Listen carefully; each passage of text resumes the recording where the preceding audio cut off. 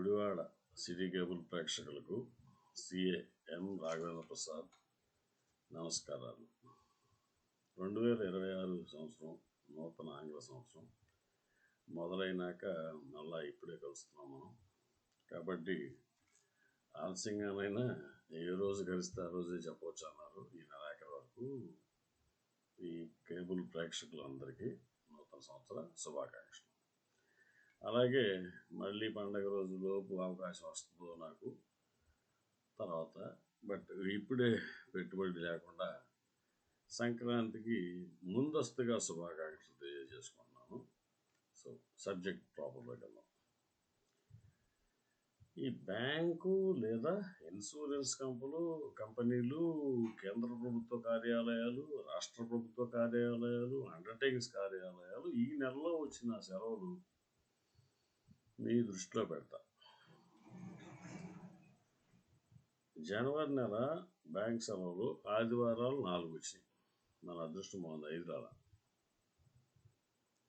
తర్వాత శనివారాలు, 2వ శనివారాలు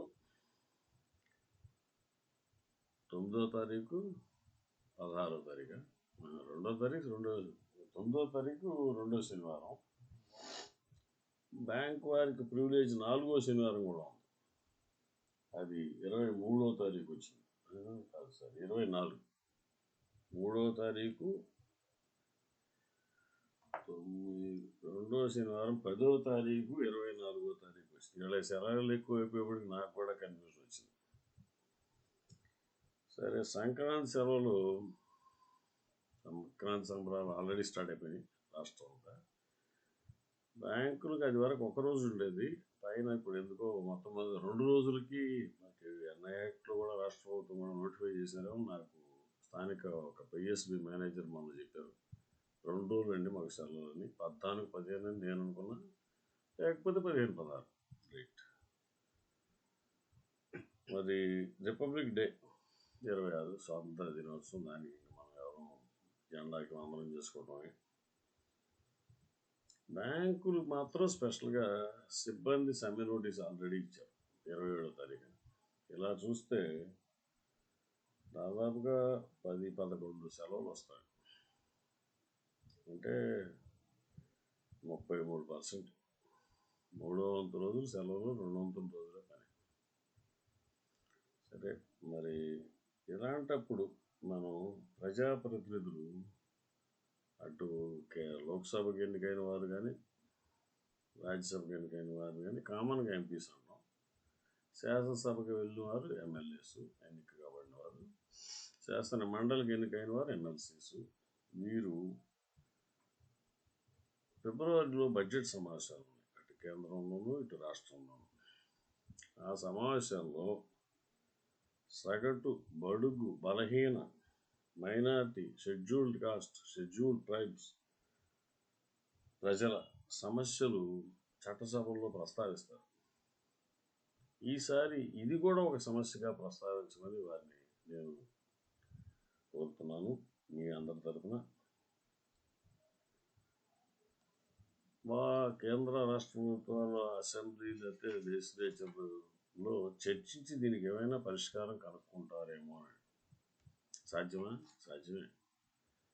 బ్యాంకులు ఇలాంటి ఇతర సంస్థలకి డిజిటల్ కాకముందు రిజర్వ్ బ్యాంక్ ఇండియా వారు వరుస 3 సెలవులు రాకుండా ఉండటానికి ప్రత్యామ్నాయం ఉద్యోగస్తులకు ఏదైనా చూసో మొత్తం మీద వరుస 3 సెలవులు రాకుండా నిరోధించేవాడు.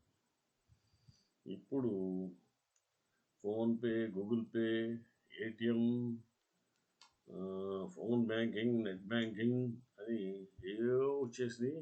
కాబట్టి బ్యాంకులు అవేమన్నీ 24/7 ప్రతిరోజు 24 గంటలు, ఎనీ టైం 7 రోజుల్లో, వారంలో ఉండే 7 రోజులు 24 గంటలు పనిచేస్తాయి. కాబట్టి బ్యాంకు మూసివేస్తే, సెలవు ఇస్తే ఏమిటి అన్న ధోరణి కనపడతా ఉన్నాడు.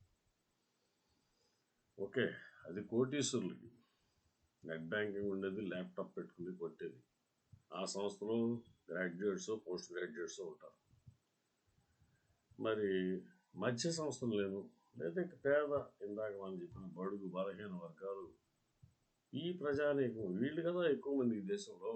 కోటీశ్వరులు ఎంతమంది? అతి తక్కువ మంది.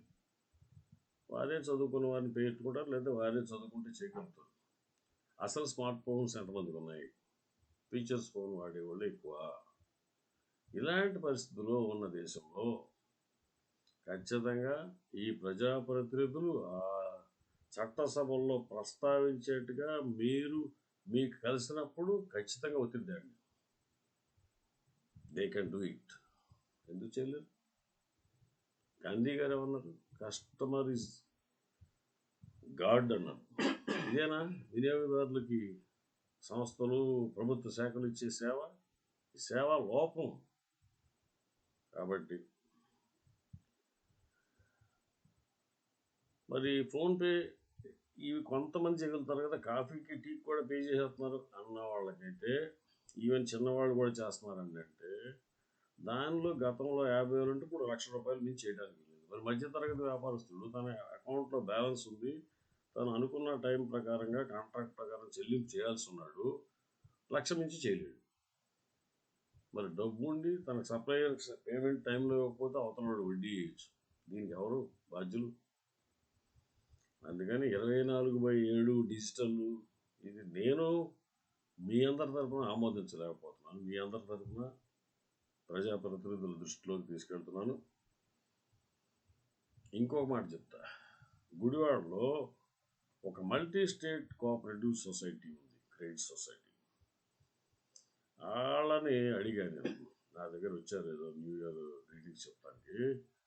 మీకు ఎన్ని సెలవులు అండి జనవరిలో అని. 2 సెలవులు చెప్పారు. ఒకటి రిపబ్లిక్ డే, ఒకటి సంక్రాంతి పండుగ సందర్భంగా ఒక సెలవు. వాళ్ళు సంవత్సరం పొడుగుతా సాయంత్రం 7 గంటల వరకు నగదు లావాదేవీలు అనుమతిస్తారు. మీకు పిఎస్బి ఆర్ అదర్ బ్యాంక్స్లో సాయంత్రం 4 గంటలతో నగదు లావాదేవీలు అయిపోతాయి వర్కింగ్ డేలో. వాళ్ళు 7 గంటల వరకు ఇస్తున్నారు. మొత్తం 10-11 సెలవుల బదులు 2 సెలవులు వాళ్ళకి ఈ నెలలో. వాళ్ళ యాజమాన్యం వాళ్ళకున్న అన్ని బ్రాంచీల్లోనూ 3-4 రాష్ట్రాల్లో కూడా. మరి ఆదివారం కూడా పనిచేస్తున్నారు ఉదయం పూట. 7 గంటల వరకు లాకర్ లావాదేవీలు కూడా అనుమతిస్తున్నారు. లాకర్లో పెట్టుకోవాలన్నా తీసుకోవాలన్నా. వైనాట్? ఈ హెఫ్టీ ప్యాకేజెస్ ఇచ్చే బ్యాంక్ ఎంప్లాయీస్తో ఎందుకు మీరు ఆ పని చేయించుకోలేదు? ఎంప్లాయీస్ని ఒత్తిడి చేయమట్లేదు నేను. రొటేషన్లో కొంతమందికి సెలవు ఇవ్వండి, కొంతమందిని రమ్మనండి. మినిమం నగదు లావాదేవీలు, మినిమం సేవలు ఇవ్వండి. లోన్ శాంక్షన్స్ లాంటివి కొన్ని 2 రోజులు ఆగుతారు. కాబట్టి ఈ విషయం నేను మీ ద్వారా మీ తరపున ప్రజాప్రతినిధుల దృష్టిలోకి తెస్తున్నాను. Thank you. ఇంకోటి ఉందండి.